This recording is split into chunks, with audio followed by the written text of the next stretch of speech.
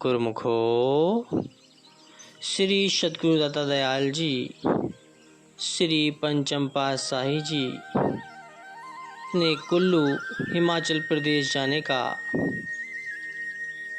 Programme बनाया।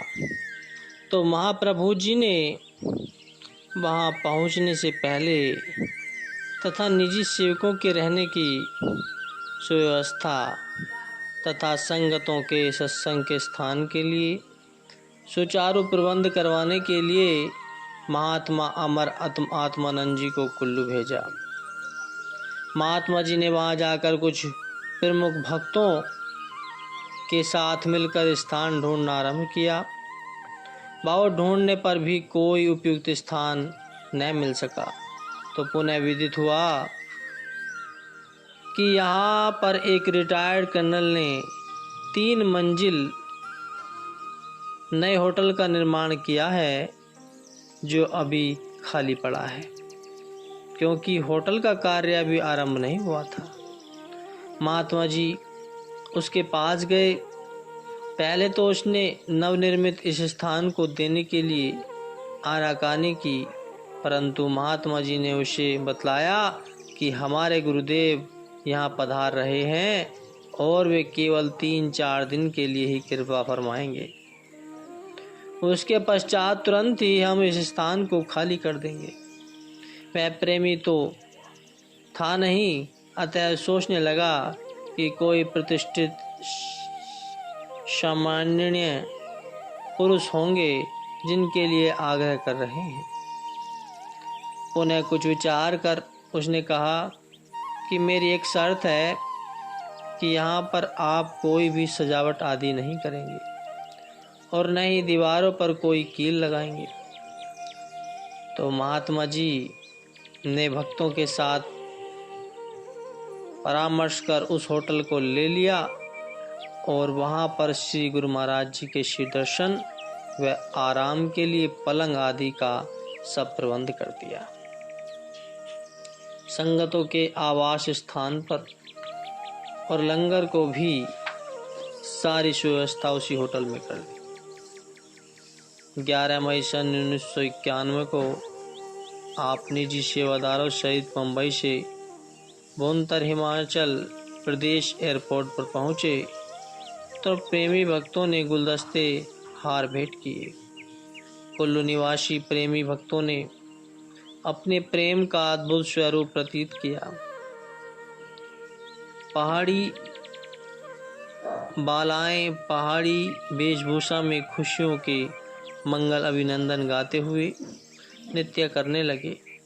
उस समय का दृश्य ऐसा था जैसे चकोरों का चांद से मिलना हो रहा हो और चांद अपनी मधुमेह दृष्टि से उनकी तृष्णा बुझाने में व्यस्त हो। मंद मंद मुस्कुराते हुए अलौकिक मधुमय दृष्टि से उनकी तृष्णा बुझाने में व्यस्त हो। मंद मंद मुस्कुराते हुए अलौकिक छटा बिखारते हुए महाप्रभु जी ने सब पर एक कृपा दृष्टि डालकर फरमाया कि ये भी संस्कारी रूहे हैं, उन्हें आप श्रीकार में विराजमान हो गए। आगे आगे श्री सद्गुरुदेव महाराज जी की कार और पीछे प्रेमी भक्तों को कारें होटल तक पहुंच गईं तो आप अंदर जाकर विराजमान हो गए। श्री सद्गुरुदेव महाराज जी के श्री दर्शन के लिए कुछ एक प्रेमी परिवार तथा भाई परम पुनीतानंद जी के सुंदर नगर से कुछ भक्त यहाँ पहुँचे हुए थे। अभी कई संगतें यहाँ पर शाम के समय तक पहुँचने के लिए तैयार हो रही थी कि एकदम पूर्व प्रधानमंत्री राजीव गांधी के निधन का समाचार प्रसारित हो गया। चक्का जाम हो गया जाने के कारण संगतों को होटल में पहुंचने तक असुविधा हो गई, जिससे सब प्रेमी यहाँ न पहुंच सके। मन ही मन से दर्शनों की भावनाओं को गुप्त रूप से श्री चरणों में पहुंचाने लगे और महाप्रभु जी ने यहाँ के लीला रचाई और किस प्रकार ऐसे समय में भी वहाँ पर सबको श्री दर्शन एवं सत्संग से निहाल कर माला माल कर दिया। परवाने भी जहाँ दीपक जल रहा था वहाँ पर पहुँचने का मार्ग नहीं पूछते। देर रोशन मीनार पर पहुंचकर ही दम लेते हैं। शाम के समय श्री दर्शन खुले। उसी समय जोगिंदर नगर से 20-25 गुरुमुख आड़े टेढ़े रास्तों से गुजरते हुए श्री चरणों में पहुंच गए। कुछ प्रेमी पहले वहां पर मौजूद थे। उस होटल का मालिक भी परिवार सहित यहाँ पर पहुंच गया तो श्री प्रभु जी ने प्रवचन किए कि गोस्वामी तुलसीदास जी अपनी वाणी में इस प्रकार लिखते हैं कि मौल चतुर्दश भवन को एक श्वास है तो ऐसे धन रघुनाथ को तुलसी वृथा न खोए। कि प्रत्येक महाप्रभु पुरुष ने अपनी अपनी वाणी में श्वासों का मूल्य बताया है, परंतु अर्थ व उद्देश्य सबका एक ही है। जैसे प्राचीन युग में 24 घंटे में 21,600 श्वास खर्च होते थे, परंतु कलयुग में क्योंकि विषयों की प्रबलता है इसलिए 24,000 श्वास 24 घंटे में खर्च हो रहे हैं। जब एक सांस का दाम त्रिलोकी है तो 24,000 सांसों का मूल्य कितनी त्रिलोकियां बनी जो दिन रात हाथों से निकलती जा रही है। इस प्रकार मानव जीवन की अमूल्य पूंजी लुटती जा रही है।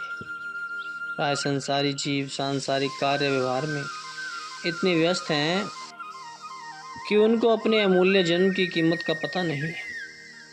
शारीरिक धंधों तथा विषय शक्तियों के कारण वे असावधानियों का शिकार बन गए।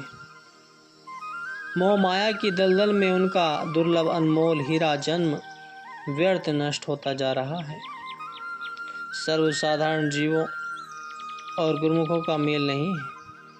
सांसारी जीव तो रात दिन काल और माया के चक्र में पड़कर हाय हाय कर रहे हैं। उनकी सुरती काम क्रोध लोभ मोह अहंकार एवं विषयाधीनता की पकड़ में आ गई है। उन्होंने कुटुंब परिवार महल माणियां धन ऐश्वर्य एवं संसार के अनित्य पदार्थों को अपनी संपत्ति समझ रखा है। इसी में ही उनकी संतुष्टि और ममता है। तनिक सोचो कि अंत में इनका परिणाम क्या होगा। महाबली रावण और कारू के इतिहास पर दृष्टि करो तो अंत में उनके पल्ले क्या पड़ा। प्राकृतिक का नियम अटल है। इसी में इसने किसी का पक्षपात नहीं किया और न ही वहाँ अनीति है।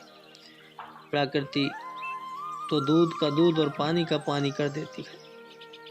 यह देखकर भी संसारी लोग दिन रात मायावी धंधों में व्यस्त हैं और उन्हें 1 मिनट का भी अवकाश नहीं मिलता कि आत्मिक उन्नति की ओर ध्यान दें। भक्तों की दशा इससे बिल्कुल भिन्न होती है। उनके लिए जो तो दिन और रात दोनों ही कमाई करने के एक दूसरे से बढ़कर उपकरण हैं, क्योंकि केवल शरीर को गौण रखकर वे इसके निमित्त आसक्त न होकर मात्र निर्वाह हेतु ही इसे समय देते हैं। शेष अपनी आत्मोन्नति की ओर लगे रहते हैं। पूर्ण सत्पुरुषों का मिल जाना सुगम नहीं है। इस स्वर्ण अवसर से गुरुमुख पूरा लाभ उठाते हैं। मायाधारी सांसारी गुरु भक्ति के नियमों के परायण नहीं होते। जो गुरुमुख सतगुरु की मौज और आज्ञा में चलते हैं उनको जो आत्मिक ज्ञान के लाभ की प्राप्ति होती है वह असीमित है। गुरुमुख दृढ़ता से भक्ति पथ पर पांव रखते हैं। वे दृढ़ मन से सत्पुरुषों के वचन पर आचरण करते हैं, क्योंकि यही जीवन का वास्तविक ध्येय है, यही लक्ष्य है। वहां बैठे सभी प्रेमीजनों के हृदय में महापुरुषों की कल्याणकारी अमृतवाणी सुनकर ज्ञान दीप जगमा उठे। ते दिव्यमान महातेजस्वी मुखमंडल पर अलौकिक प्रभा से प्रत्येक हृदय में असीमित आनंद एवं सुख की अनुभूति हुई और श्री प्रभु जी की समीपता और रूहानी लाभ को पाकर सब आभार प्रकट करने लगे। किसी ने विनय की प्रभु अनेक जन्मों के पुण्य संस्कारों की प्रतीक्षा के पश्चात भी श्री चरणों की इतनी समीपता नहीं मिल सकती जितनी आज आपने हमें प्रदान की है। किसी ने विनय की प्रभु दर्शन की लालसा आत्मा की पिपासा बनकर व्याकुल रहती है। आपने अपनी असीम कृपा करते हुए एक ही दृष्टि में उसे पूर्ण कर दिया है। प्रेमी गुरुमुखों के इन भक्ति प्रेम के उद्गारों को सुनकर मुस्कुराते हुए फरमाया, यह सब आपकी दृढ़ आस्था और प्रेम भक्ति का ही फल है। नाम सुमिरन, सत्संग तथा सेवा को जीवन का उद्देश्य बनाओ और जीवन पर्याप्त खुशियां मनाओ। श्री प्रभु जी उस होटल के मालिक की ओर निहार रहे थे। उनके अंतर में भी नव चेतना का ऐसा संचार हुआ कि जैसे उसने प्रत्यक्ष परमात्मा के श्री दर्शन कर लिए। वह भी आंखें बंद करके अंदर मन में झांकता, कभी मस्तक पर देखता और कभी आंखें खोलकर सम्मुख विराजमान इस दिव्य ज्योति महाप्रभु जी के श्री दर्शन करता। तो आत्म जागृति उसे श्री दर्शन एवं सत्संग में प्राप्त हो चुकी थी। उसने श्री चरणों में आकर विनय की, प्रभु मेरी भूल को क्षमा करो। मैंने तो समझा था कि किसी प्रतिष्ठित सामान्य व्यक्ति के लिए मुझसे जगह मांग रहे हैं। आपके करुणामयी एवं विशाल हृदय ने हम अज्ञानी जीवों पर ऐसी अमृत वृष्टि करके एक क्षण में ही हमारे अंतर्मानस को अलौकिक कर दिया है। यह कार्य कठिन ही नहीं, असंभव है। सचमुच आप भगवान हैं और निष्काम भाव से सबको जीवन जीने की कला सिखाते हैं। आपकी महान अनुकंपा का आभारी हूँ भगवान। मैंने इन सेवकों को दीवार पर कील ठोकने एवं सजावट करने से मना कर दिया था। अब ऐसे दिव्य नज़ारे को पाकर दिल चाहता है कि मैं अपने हाथों से अच्छी तरह से सजावट करूं। उसके विनय पर महाप्रभु जी ने परिवार को नाम दीक्षा दी और उस होटल का नाम निज मुख से शांति कुंज फरमाया।